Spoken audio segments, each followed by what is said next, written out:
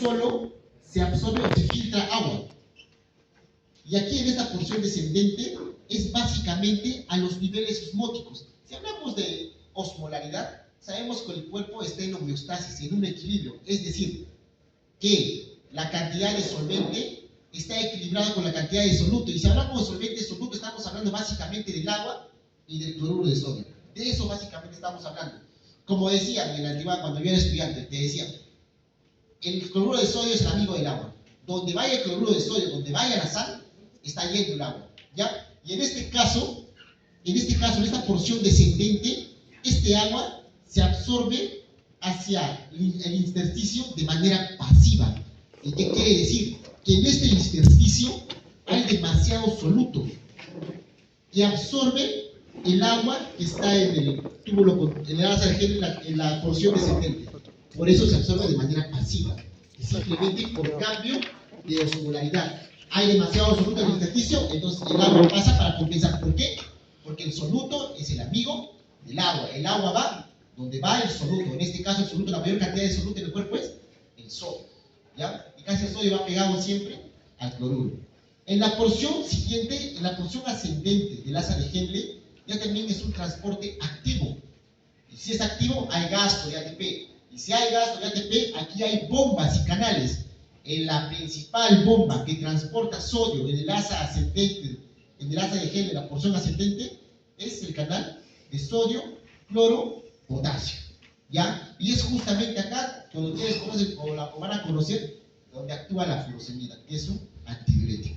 Esas son las dos formas de cómo se puede producir o cómo se absorbe los solutos o cómo se forma la orina a nivel del asa de Henle. Si se dan cuenta, bien, ¿se acuerdan que les dije que en el túbulo contorneado proximal dos tipos de absorción mixta, pasiva y activa? Aquí en el túbulo contorneado proximal no hay cambio de soluto.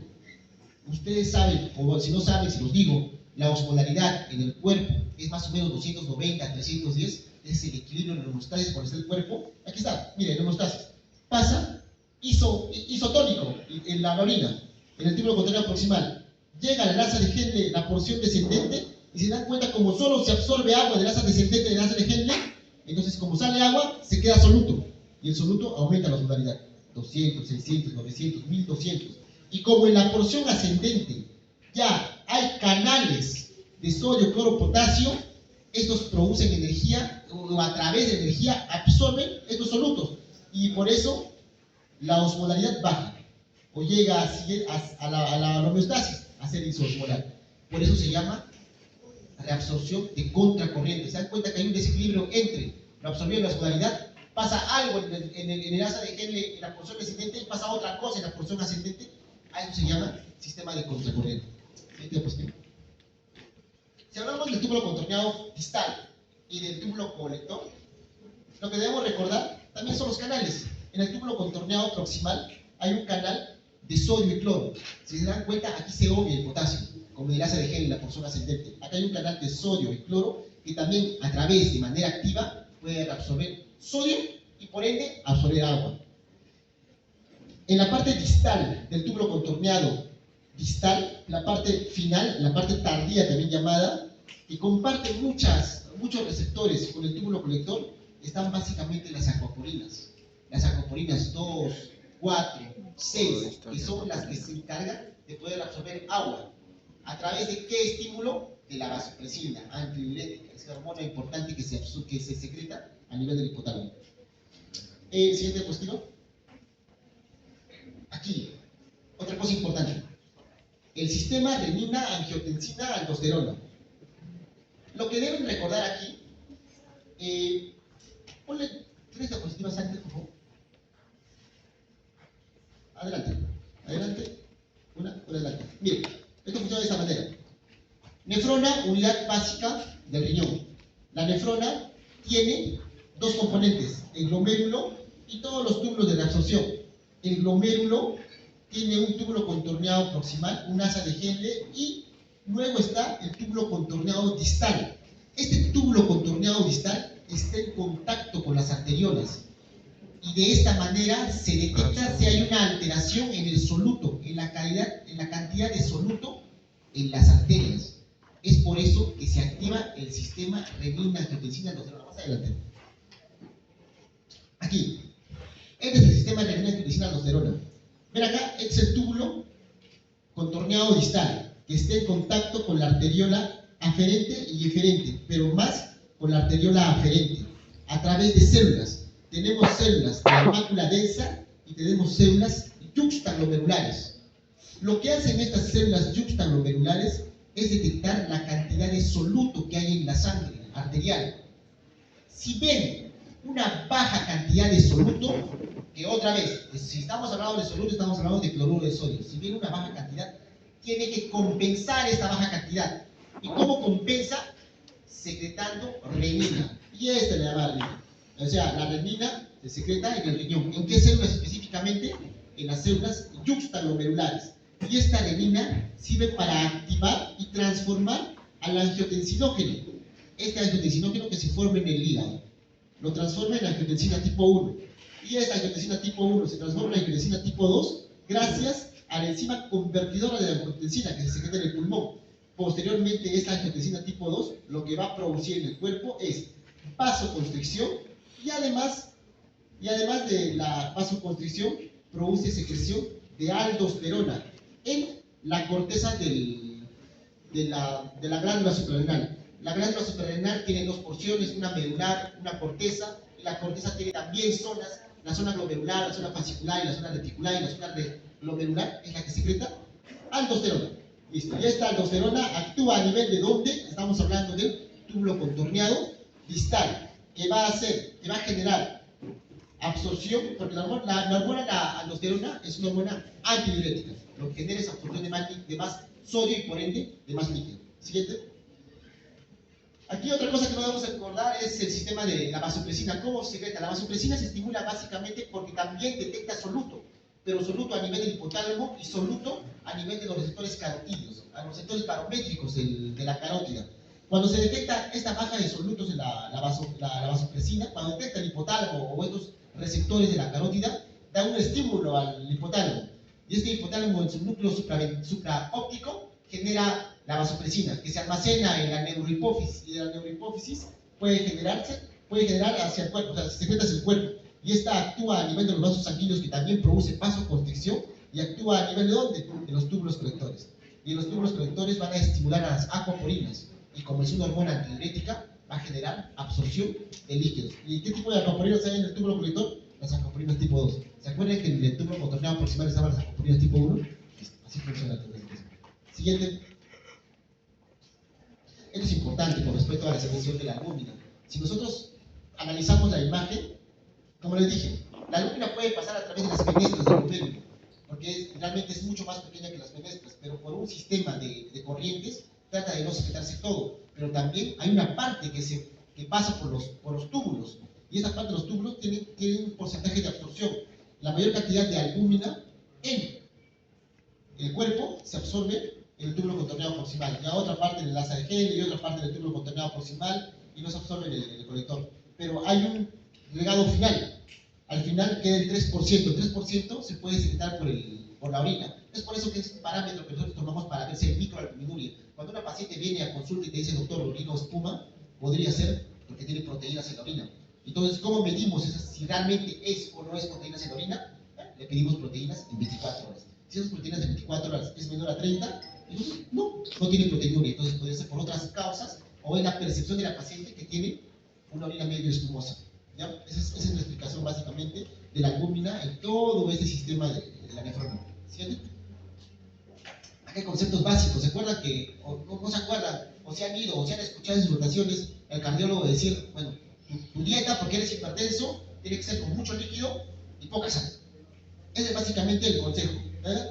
Si hay mayor cantidad de sal y hay poco líquido de la ingesta de un paciente, lo que va a pasar es la osmolaridad va a aumentar en la sangre. Si aumenta la osmolaridad porque hay más solutos y obviamente hay menos líquido, aumenta la vasopresina. Y si aumenta la vasopresina y aumenta la osmolaridad, lo que va a generar en el glomérulo es una hiperfiltración. Y esto a la vez va a generar injuria, daño a nivel de los mesangios. Y esto va a generar proteinuria. Una de las principales causas de proteínas en la orina es la diabetes, que a la larga produce daño urinario. La segunda causa es la hipertensión. ¿Se dan cuenta por qué la hipertensión? Por eso, a todos los pacientes hipertensos, quita la presión. Esa es una de las explicaciones. ¿Listo? Siguiente. Listo. Ya sabemos cómo se forma la orina. Ha pasado por la cápsula renal, túbulo continuado proximal, asa de Henle, túbulo distal, colector, y se ha formado. Ya tenemos la orina que ha llegado a la pelvis renal y quiere bajar por el conducto, por el conducto y luego hasta la vejiga. Y en la vejiga hay también mecanismos fisiológicos que ayudan en la misión. Y básicamente son tres.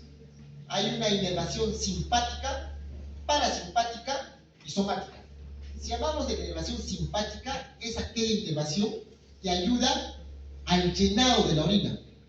Bien, esta imagen puede ser un poco confusa, pero es bien ilustrativa. Esta es la vejiga. Y la vejiga tiene un esfínter interno.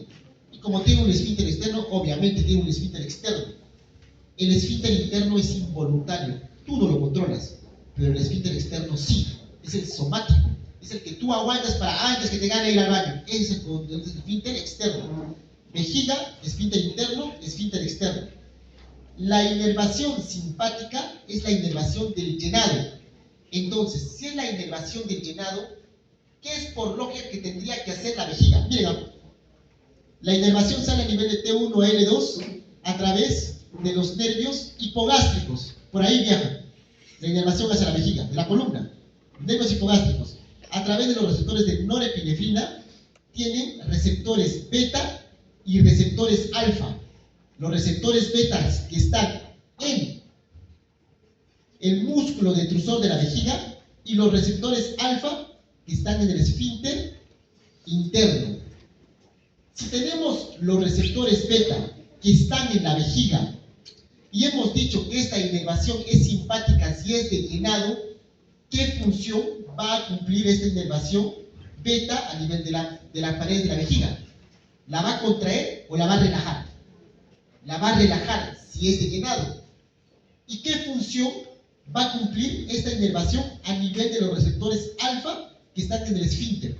Si esta es una inervación de llenado, ¿va a contraer el esfínter o lo va a relajar? Va a contraer el esfínter. Entonces, como es una inervación de llenado, relaja la vejiga, las paredes para que no orines y a la vez cierra el esfínter para que tampoco orines. Esa es la inervación simpática de la misión. Aquí actúan muchos tipos de medicamentos. ¿Se acuerdan? O tal vez han escuchado o van a escuchar de la tamsulosina. La tamsulosina es un bloqueador alfa y ese es el que bloquea esa inervación. Si bloqueamos los receptores alfa, ¿qué estamos haciendo? Estamos relajando el esfínter interno. Y si estamos relajando el esfínter interno, el paciente va a orinar. Entonces, para eso funciona la tamsulosina en los pacientes prostáticos. ¿Ya? Así funciona. No, la tamsulosina no desinflama, eso no existe. La tamsulosina bloquea los receptores alfa del sistema simpático, que es la inervación de la misión. Siguiente. Tenemos un atrás. Atrás. Adelante. Uno más. Uno más adelante. Adelante. Allá. Si hemos hablado de la inervación simpática, obviamente hay una parasimpática. Si la simpática era de llenado, la parasimpática va a ser del vaciado. Y aquí se produce lo contrario. Nace a nivel de S2, S3 en las astas posteriores. Y esta a través de los receptores de acetilcolina actúan en los receptores antimuscarínicos, que básicamente es una inervación colinérgica. Y estos receptores antimuscarínicos, que hay muchos tipos en el cuerpo, hay el M1, M2, M3, M4, hasta M5, en la vejiga están los M3 principalmente. Y estos receptores antimuscarínicos receptores muscarínicos M3 que están en la vejiga, ¿qué van a hacer? ¿Qué van a hacer con respecto? Si es una inervación parasimpática del vaciado. Si yo estimulo este tipo de nervios, lo que hacen es relajar o contraer. Van a contraer la vejiga, contraen el músculo detrusor. ¿Para qué? Para que el paciente pueda orinar, porque es una inervación del vaciado. ¿Y esta inervación actúa en el esfínter? No actúa en el esfínter. Por eso, por eso le ponen antimuscarínicos. Por eso el tratamiento que algunos pacientes que tienen algo que se llama vejiga hiperactiva que son pacientes que les da ganas de orinar a cada rato, porque hay un estímulo excesivo, un hiperestímulo de la vejiga, por alteración de los nervios parasimpáticos, se le da antimuscarínicos para que relaje la vejiga y no orine mucho. ¿Listo? Siguiente. No, atrás, perdón. Y también hay una inervación somática. Simpática, llenado, parasimpática, el vaciado, y somática, la que tú puedes controlar. Esta inervación somática solamente actúa en el esfínter uretral externo, que es el que tú controlas, que es el que te da ganas de orinar y hasta cierto punto aguantas. ¿Y cómo lo aguantas? Porque estás contrayendo el esfínter uretral externo. Esto también tiene receptores de acetilcolina. Esto me hace el llamado núcleo de Onuf. Creo que con eso terminamos. ¿Siguiente? Este es básicamente el resumen de lo que les dije. A nivel de la médula espinal salen las inervaciones, la simpática, la parasimpática y la somática, que a través del núcleo de Onuf va hacia el esfínter uretral externo. Esta es la simpática, la de llenado, que viajan por los nervios hipogástricos, que tienen receptores beta en la vejiga, que actúan para relajarlo porque es de llenado, y tienen receptores alfa en el esfínter uretral interno, que los estimulan y hacen un paso y producen constricción del esfínter uretral interno. Y aquí está el sistema parasimpático, que actúa a nivel también de las paredes de la vejiga, pero tiene receptores muscarínicos, que lo que hace, como es de vaciado, contraer las paredes de la vejiga. Y por último, la inervación somática, que es la que uno puede controlar, cuando a través de los receptores hacia la acetilcolina contraen o no el esfínter uretral